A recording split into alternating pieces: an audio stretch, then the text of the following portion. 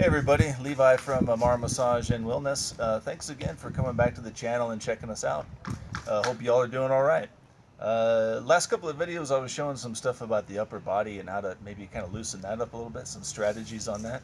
And today I thought we would maybe explore some of the lower body stuff, some stuff I've found, through my experience, overseas and whatnot that really kind of helped me develop this hip knee ankle flexibility to allow me to get into these positions, relatively easy. Um, Kind of the thing that kind of inspired this video is I was reading about this thing called the chair test that they do for seniors or elderly, in which the test is designed to assess whether or not this person can continue living autonomously, and it checks things like balance and leg strength. Basically, what they do is they have the person sit down in a chair and stand back up again, and depending on how well they do that, they can make judgments as to whether this person needs some extra living assistance or if they're, good to go on their own for a while. And there's some interesting tests that they do broken up into younger age groups where they have people try to sit down on the floor and then stand up again without the use of their hands. And, the tests basically assess, your lifespan based on your ability to do that. I don't really, put a whole lot into that. But I tell you what a great ability to have throughout your life to be able to sit down on the floor and stand up without the use of your hands. I mean, your quality of life, is going to be, pretty good, right? We want to maintain that. So yeah, basically, for me, I kind of was able to develop this by living in Japan for a number of years. And in Japan, when I was at home, I didn't have a lot of furniture. I mostly did my sitting and sleeping on the floor. I would have a little coffee table where I would do like computer work and stuff for the office, watch videos and movies in this position, and it became really comfortable for me, basically because of consistency.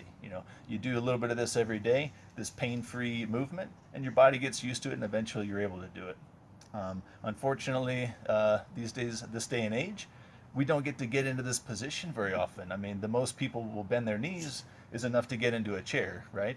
But we don't often get in this fully compressed, relaxed position where we can just kind of hang out by the campfire, for hours on end talking to our family and our tribe, right? So we want to kind of regain that, yeah? A couple ways to do that is, basically to kind of work on that ankle, knee, hip flexibility. Um, and one of the ways that I can kind of explain how to do that is to try to get into these positions and hang out there for a while until your body gets used to it over time. This position can be a little difficult if you've never done it before. So something that you can do to make it a little bit easier is, how do we relax the ankle joint a little bit? We can decompress a little bit by putting something underneath our heels here, whether it's, a stick or a rolled up towel or whatever. It kind of elevates our heels a little bit, which takes off that difficulty of bending the ankle real hard, right? And then something for the hips, which you can do is if you're not quite ready, you can take an object like this and you can sit on it. Today I'll use this, all right? Put this down, and I can sit on it, and it kind of elevates me, and it takes the pressure off my hips and my knees and my ankles, allows me to relax and hang out here for longer periods of time. So if you're able to hang out in these positions for long periods of time, you're eventually going to have the ability to sit down on the ground, fairly pain-free, and get up fairly pain-free. And then when you're ready, you can do it without your hands, which is like the ultimate skill according to these tests, right? So yeah, if you can get into these flex positions here, then maybe I'm just going to stand up, right? And what I can do is I can sit down here, and then I can just stick out a leg or something, and I can sit down nice and easy. No, don't have to use my hands. If I want to stand up, many strategies. Something you can do is pop forward on your knees, sit down like as if you were in Asia or something, and then just pop up like this. Again, I'm not using my hands. That's the real important part. If you need to use your hands in the beginning, go for it. I mean, all this should be pain-free. It should not be uncomfortable. Yeah.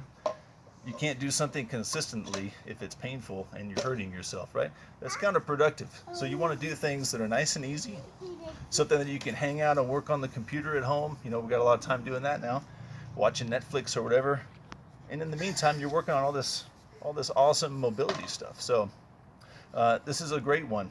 Hanging out in these positions down here where the feet are forward, the knees are out. Yeah, allows my torso to kind of come forward.